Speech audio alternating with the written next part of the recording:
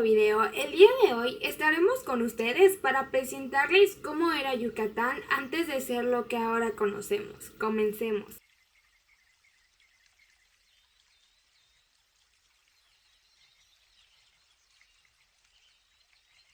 En este video les hablaremos sobre el origen prehispánico, la conquista, el periodo colonial y contemporáneo de Yucatán y cómo estos sucesos fueron influyendo en la actualidad.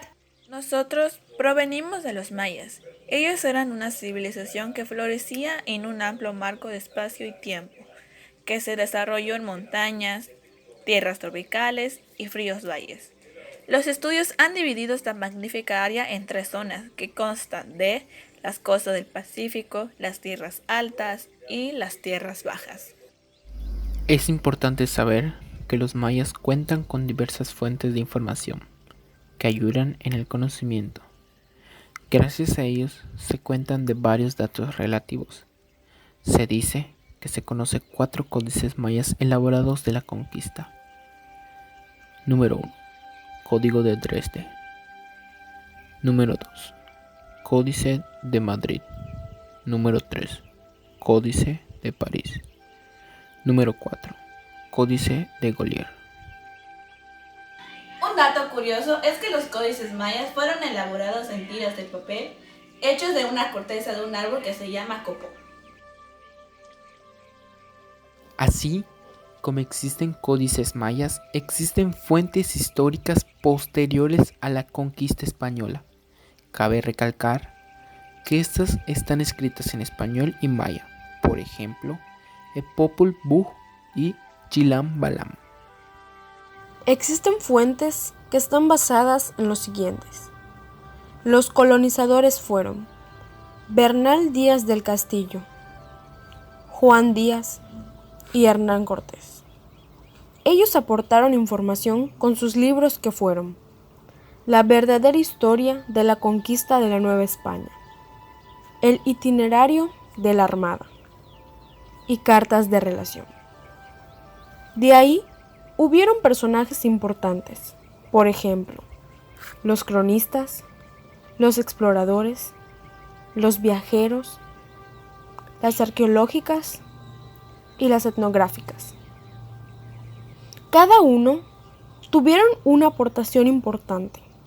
Si te gustaría saber del tema, te invito a investigar y te prometo que no te aburrirás. Los periodos históricos de la cultura maya se dividieron en 3. Periodo preclásico. En este periodo fue Mesoamérica en general y en el área maya, que consistía en el modelo igualitario.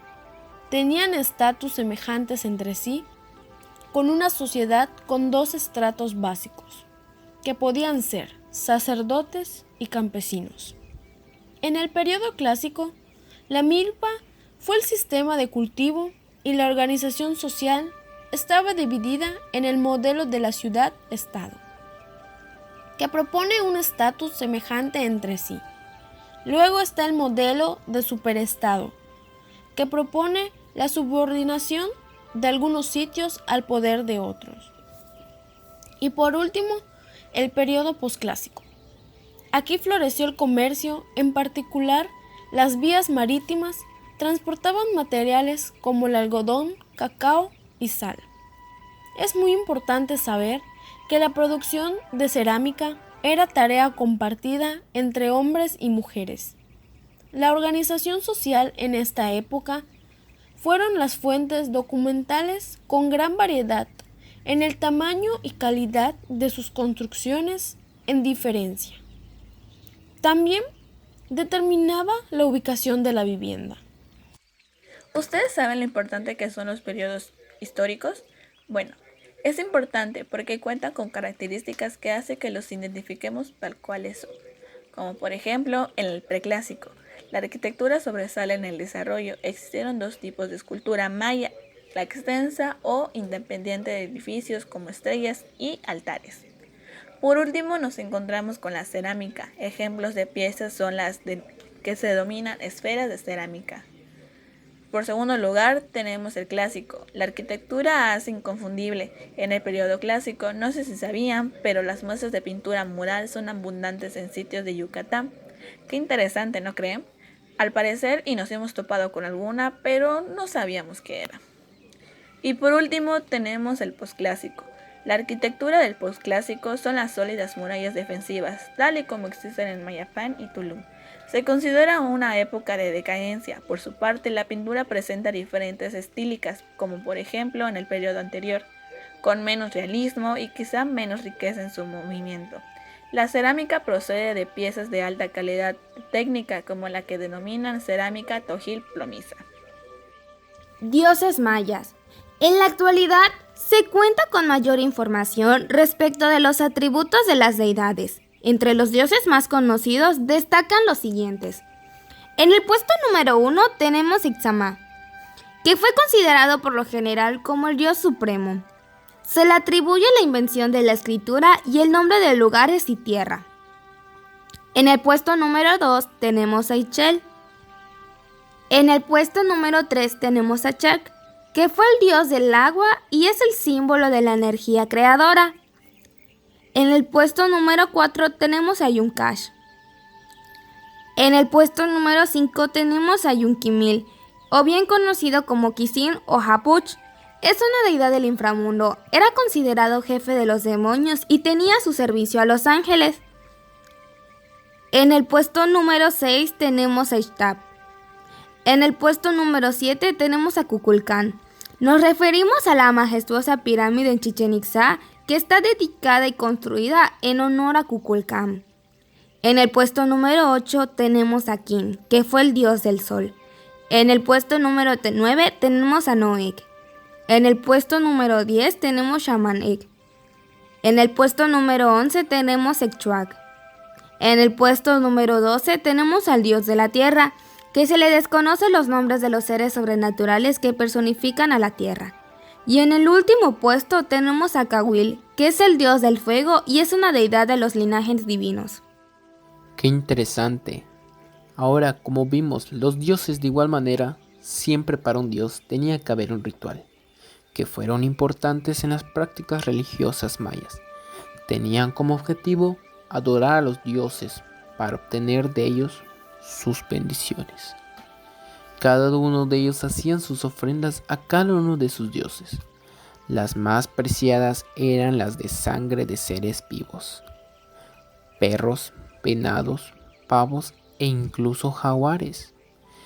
Esta cultura tenía que sacrificar y se le conoce como sacrificios por flechamiento, decapitaciones, desangrados, mediante cortes profundos y extracciones de vísceras y de corazón. Qué impactante, ¿no? Pero para eso tenían que modificar y embellecer sus aspectos físicos. Por ejemplo, mutilaciones dentarias o sus costumbres funerarias, al igual de sus deformaciones craneanas. Todos estos han sido practicados por diversos pueblos a lo largo del tiempo. Se realizaba cuando los niños eran recién nacidos, ya que sus huesos tenían cierta plasticidad. Se modificaba la cabeza al quedar más ancha o más larga. Qué interesante, ¿no? Pero para todo eso también tenían que divertirse, y para divertirse se creó el juego de pelota. Se practicaba en Mesoamérica desde épocas muy tempranas. Las canchas más antiguas se han encontrado en el actual estado de Chiapas. Dato curioso, ¿sabías que la ortografía maya y la escritura del idioma maya yucateco en alfabeto latino ha tenido varias versiones durante los últimos 5 siglos? Los frailes y los españoles modificaron el alfabeto latino para poder adaptarlas. Escritura maya. La escritura fue uno de los rasgos más significativos de la civilización maya. Fue la utilización de la escritura. Los mayas imprimieron a la escritura y al calendario un sello propio. Además, los desarrollaron hasta niveles admirables de perfección y eficacia. El sistema numérico maya. El sistema numérico maya se dividía en 5 partes, las cuales son: número 1, el calendario civil; número 2, la rueda calendaria; número 3, la cronología; número 4, la cuenta larga; y por último, el calendario sagrado. Posteriormente pasamos a la conquista de Yucatán. El expansionismo europeo es una innovación definitiva, un signo de identidad que permitirá definir la Edad Moderna, mediante el siglo XV hasta inicios del siglo XIX. Alcanzaron el Extremo Oriente, China, Japón e India, antes del siglo XVI.